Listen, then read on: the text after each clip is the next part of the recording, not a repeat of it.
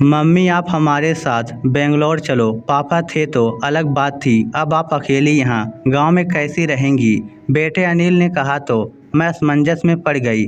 Heart attack से हुई इनकी अचानक मौत से मैं अपने आप को लाख कोशिश के बाद भी संभाल नहीं पा रही थी।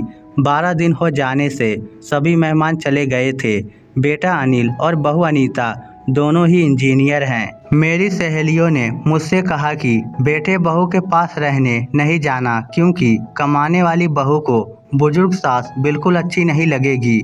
उसकी आज़ादी में तुम्हारे जाने से खलल पड़ेगी। वह तुम्हें ताने मार मार कर तुम्हारा जीना हराम कर देगी। वैसे भी भाई साहब ने जीते जी ही पूरी संपत्ति बेटे के नाम कर दी थी। ऐसे में तो पूरी संभावना है कि बेटा बहू यहाँ का मकान बेचकर माल तो सब ले लेंगे और तुम्हें पाई पाई के लिए तरसा देंगे। लेकिन बेटे बहू के साथ जाना मेरी मजबूरी भी थी। 60 की उम्र में अपने घुटनों के दर्द के कारण मैं अपनी किराना दुकान चलाने में असमर्थ थी।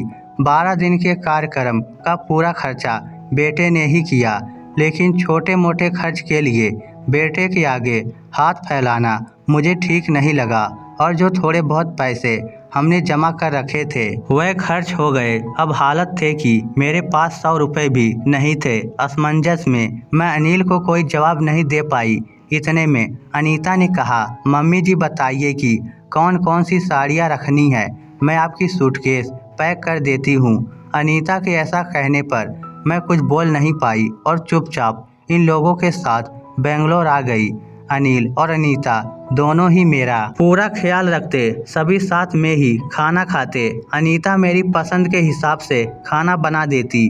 दोनों की यही कोशिश रहती कि मुझे इनकी याद ना सताए, मैं खुश रहूं। 8 साल का पोता चिंटू तो दादी माँ कहकर मेरे आगे पीछे घूमता रहता। मैं कोई भी चीज़ के लिए बोलती तो वह चीज़ मुझे बराबर लाकर दे देते। ये सब देखकर मेरे मन को बहुत शांति मिल रही थी। मैं सोचने लगी कि लोग बेवजह ही आजकल के बच्चों को बदनाम करते हैं कि वह लोग बुजुर्ग माँ बाप की कदर नहीं करते, खासकर यदि बहू कमाने वाली हो तो। आज सबने बाहर घूमने का कार्यक्रम बनाया। मॉल में घूमते घूमते अनिल और अनीता एक दुकान से कुछ खरीदी करने लगे। मैं और चिंटू थोड़ा आगे निकल गए। आइसक्रीम की दुकान पर चिंटू ने कहा, दादी माँ मुझे आइसक्रीम खानी है। मेरे ऊपर तो मानो बिजली गिर गई, क्योंकि मेरे पास तो पैसे थे ही नहीं। इतने दिनों में पैसों की कोई ज़रूरत महसूस भी नहीं हुई थी। अब क्या करूँ? मेरा उतरा हुआ चेहरा देखकर चिंटू ने फिर कहा, दादी माँ प्लीज़ ले दीजिए ना। सॉरी बेटा, मैं अपना पर्स घर में ही भूल गई। मेरे ऐसा कहने पर चिंटू ने मेरी तरफ कुछ अजीब नज़रों से देखा। उसे लगा कि आइसक्रीम न दिलाना पड़े, इसलिए मैं बहाना मार रही हूँ, लेकिन मैं कर भी क्या सकती थी। मुझे अपनी बेबसी पर रोना आने लगा। मैं कैसी दादी हूँ कि अपने पोते को आइसक्रीम भी नहीं दिला सकती।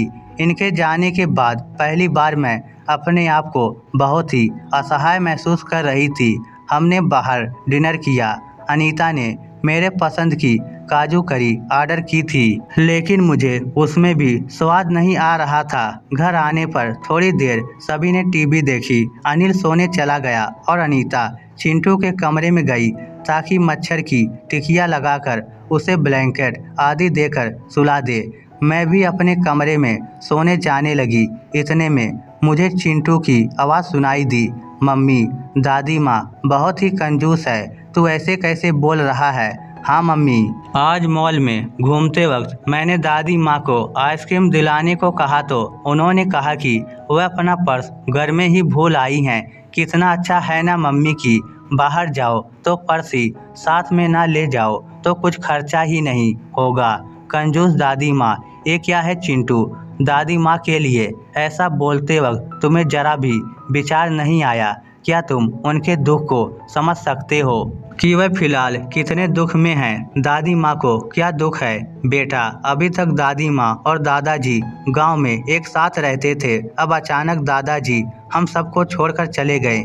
जिस व्यक्ति के साथ हम 24 घंटे रहते हैं, साथ में उठते बैठते हैं, साथ में खाना खाते हैं, अपना दुख सुख शेयर करते हैं वही व्यक्ति अचानक हमसे बहुत दूर चला जाता है तो कितना दुख होता है ये अभी तुम नहीं समझ सकते। सोचो अचानक तुम्हारे मम्मी पापा तुमसे बहुत दूर चले जाएं, इतनी दूर की कभी वापस ना आए तो क्या तुम्हें दुख नहीं होगा? नहीं मम्मी, मैं आप लोगों के बिना नहीं रह सकता। बेटा फिर सोचो दादी माँ दादाजी के बिना कैसे रह रही होंगी। ऐसी स्थिति में यदि वह अपना पर्स घर में भूल गई तो तुमने उन्हें कंजूस तक कह दिया। तुम्हें तुम्हारे प्रति उनका प्यार नहीं दिखा। जब भी तुम्हें स्कूल से आने में 5-10 मिनट की भी देरी हो जाती है तो वह लगातार बालकनी में खड़े होकर तुम्हारा रास्ता देखती रहती हैं। उस दिन उनके घुटनों में बहुत दर्द होने के बावजूद तुम्हारे कहने पर उन्होंने तुम्हारी मनपसंद मीठी मटर मलाई बनाई थी। इसलिए बेटा किसी के लिए कोई भी राय बनाने से पहले उस व्यक्ति के दृष्टिकोण से भी सोचना चाहिए। सॉरी मम्मी, ये वार्तालाप सुनकर मुझे अपनी बहू पर बहुत गर्व हुआ। उसकी जगह यदि मैं होती तो शायद मैं भी अपने बेटे को इतने अच्छे से नहीं समझा पाती। सुबह अनिल ऑफिस चला गया और चिंटू स्कूल। अनीता ऑफिस जाते जाते मेरे हाथ में कुछ रुपए देने लगी। एक क्यों बहू, मुझे पैसों का क्या काम है? मम्मी जी, इंसान को पैसों का कब काम पड़ जाए कह नहीं सकते। आप मंदिर जाती हैं, कभी दक्षिणा चढ़ा दीजिए, कभी चिंटू के कोई चीज के लिए जिद करने पर उसे वह चीज लेकर दे दीजिए।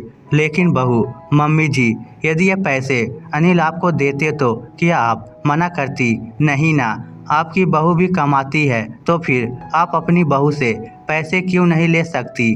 अनीता की बातें सुनकर खुशी के मारे मेरी आंखों में पानी आ गया। जो बात मेरा बेटा भी समझ ना सका वह बात मेरी बहू ने समझ ली थी। मैं ईश्वर से प्रार्थना करने लगी कि मेरी जैसी बहू वह सबको दे।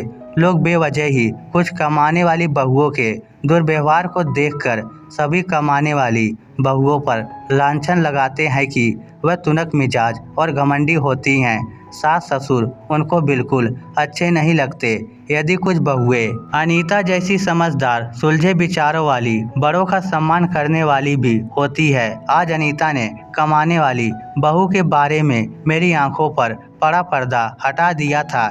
इस स्टोरी को लेकर आपकी क्या राय है? नीचे कमेंट करके हमें ज़रूर बताइएगा। धन्यवाद।